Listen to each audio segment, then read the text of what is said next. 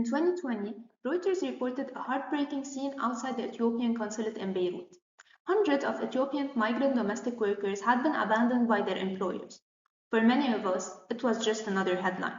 For them, it was the moment they realized they had become disposable. This was not an isolated tragedy. It exposed the harsh reality of the kafala system.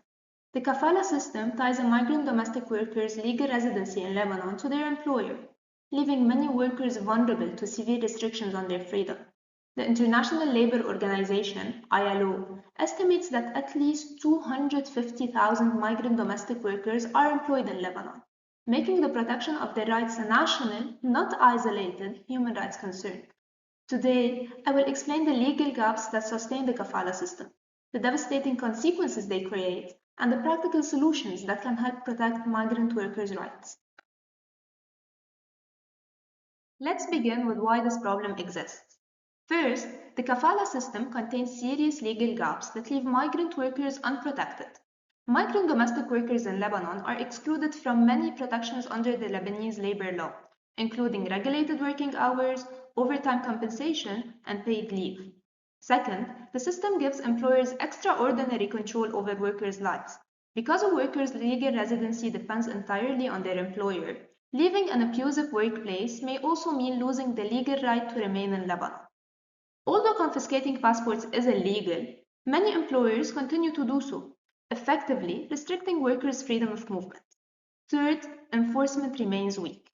Since domestic work takes place inside private homes, labor inspections are extremely limited, while fear of deportation, retaliation, or further abuse discourages many workers from reporting violations. In fact, an ILO study found that over one-third of employers acknowledge locking domestic workers inside their homes, despite knowing the practice is illegal, highlighting the gap between existing laws and their enforcement. These structural failures lead to devastating consequences. Many migrant domestic workers experience anxiety, depression, and chronic stress due to exploitative working conditions and prolonged social isolation. Many are also denied adequate healthcare because of financial limitations or employer restrictions. Perhaps even more heartbreaking is the emotional isolation they enjoy. Imagine leaving your children behind for years to provide them with a better future, only to be denied the chance to hear their voices or find comfort in people who share your language and culture. Over time, that isolation becomes another form of suffering. Some argue that the kafala system protects employers and simplifies hiring. However, protecting employers should never come at the expense of another person's fundamental rights. In fact, the system sets back Lebanon's leading commitment to human rights. Organizations such as the Human Rights Watch have repeatedly called for the abolition of the kafala system because it enables exploitation and violates internationally recognized labor and human rights standards. So, what can we do? First, Lebanon must replace the kafala system with a rights-based labor framework that recognizes migrant domestic workers as entitled to the same legal practices as everyone else. Second, those laws must be enforced. The government should strengthen accountability through regular labor inspections, safe reporting mechanisms, and meaningful penalties for employers who violate workers' rights. Justice must not only exist on paper, it must exist in practice. Finally, meaningful change cannot come from the government alone.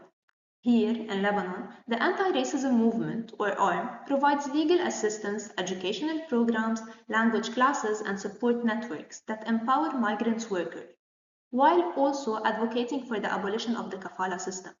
But organizations like ARM cannot carry this responsibility alone. Real change begins with us. We should support these organizations by donating, volunteering, or simply amplifying their message. We should challenge the stereotypes that normalize the mistreatment of migrant workers, and we should urge policymakers to protect every worker's freedom, dignity, and human rights. Today, we explored how legal structure of the kafala system enables exploitation, examined its devastating consequences, and discussed practical reforms that can help build a fairer system. I'd like to leave you with the opening words of the Universal Declaration of Human Rights, and I quote, All human beings are born free and equal in dignity and rights. Those words are not meant for certain nationalities, professions, or social classes. They apply to everyone. So, let us choose compassion over convenience, justice over indifference, and humanity over silence. Because ending the kafala system is not simply about changing a law, it is about restoring the dignity every human being deserves. If you'd like to learn more or find ways to take action, please scan the QR code on the screen. Thank you.